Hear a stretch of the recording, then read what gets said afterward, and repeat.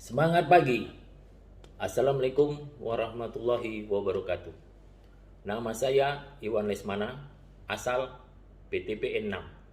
Bapak-bapak, ibu-ibu sekalian, tema project assessment saya pagi ini adalah transformasi bisnis melalui adaptasi baru pola kepemimpinan. Perusahaan besar adalah perusahaan yang mampu sustain dalam menjawab tantangan masa depan.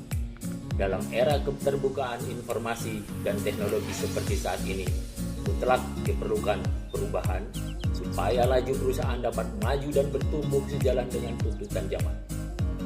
PTPN sebagai perusahaan besar mempunyai komitmen untuk turut serta melaksanakan perubahan pola bisnis dengan adaptasi pola baru kepemimpinan. Perubahan yang fundamental yang harus terus diupayakan adalah perubahan pola kepemimpinan. Saat ini, pola bisnis tidak lagi tradisional, sehingga pemimpin juga dituntut peka dan bersikap taktis dalam menyikapi perubahan. Pemimpin adalah motor penggerak yang menggerakkan roda bisnis perusahaan. Pemimpin yang kompeten adalah pemimpin yang mampu mengidentifikasi, melaksanakan, dan memimpin perusahaan dalam organisasi menuju kondisi yang diinginkan secara berkelanjutan. Tantangan untuk pemimpin masa depan adalah menentukan model yang cocok untuk bersama-sama stakeholder intra perusahaan dalam melaksanakan perubahan. Dalam teori yang dikembangkan oleh Kurt Lewin, model manajemen, model ini dibagi dalam 3 fase perubahan, yaitu 1. Unfreeze. Pada tahap ini yang dilakukan adalah menganalisa bagaimana suatu kondisi dapat ditingkatkan sehingga semua yang terdampak dapat memahami perlunya perubahan. 2. Change. Tahap ini perubahan mulai dilakukan sekaligus menyiapkan program pendampingan kepada karyawan selama transisi. 3. Refresh.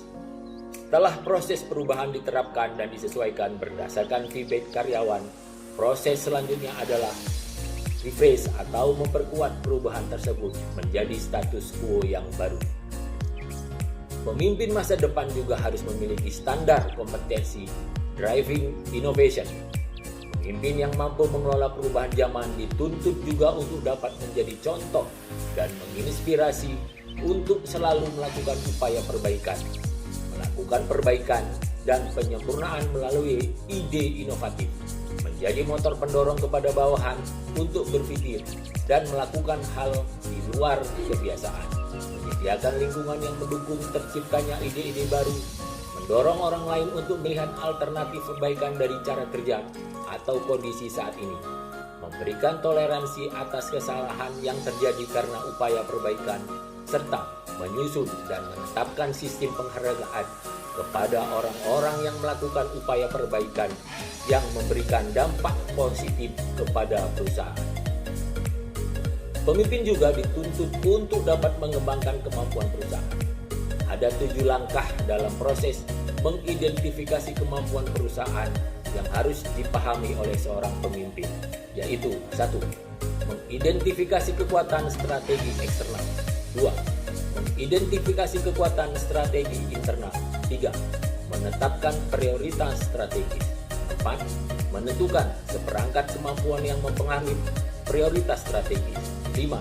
Menentukan struktur apa yang akan dibuat, proses yang akan dikembangkan, personel yang terampil, dan bagaimana sistem penghargaan untuk personel tersebut yang telah menciptakan kemampuan yang berkelanjutan. 6. Menjelaskan implikasi kapabilitas terhadap organisasi. 7. Menetapkan matrik untuk mengukur kemajuan. Dalam era teknologi informasi sedemikian cepatnya telah membawa dunia memasuki era baru yang lebih cepat dan tidak terbayangkan sebelumnya. Pemimpin saat ini juga mempunyai tanggung jawab bertransformasi menjadi seorang digital leader yang mampu menggunakan aset digital untuk membuat keputusan yang tepat dan cepat. Pemimpin masa depan adalah pemimpin yang mampu beradaptasi dan melaksanakan perubahan yang sejalan dengan era teknologi saat ini. Menjadi leader dalam era digital saat ini berarti harus responsif terhadap tantangan global, yaitu disruption era yang penuh ketidakpastian, kompleks dan ambigu. Ikut dan memahami makna revolusi industri, melaksanakan digital transformasi dan memberikan tempat kepada generasi milenial untuk memberikan ide-ide terbaik untuk kemajuan organisasi. Saat ini, PT PN 6 Group telah melaksanakan komitmen dan transformasi lini bisnis dengan penguatan pola baru kepemimpinan. Harapan ke depan, pola yang sudah diperkenalkan menjadi core value dapat terus dilaksanakan sehingga PT PN akan terus selalu menjadi perusahaan besar yang mampu selalu berkontribusi untuk negara kita tercinta Indonesia. Wassalamualaikum warahmatullahi wabarakatuh. Semangat pagi!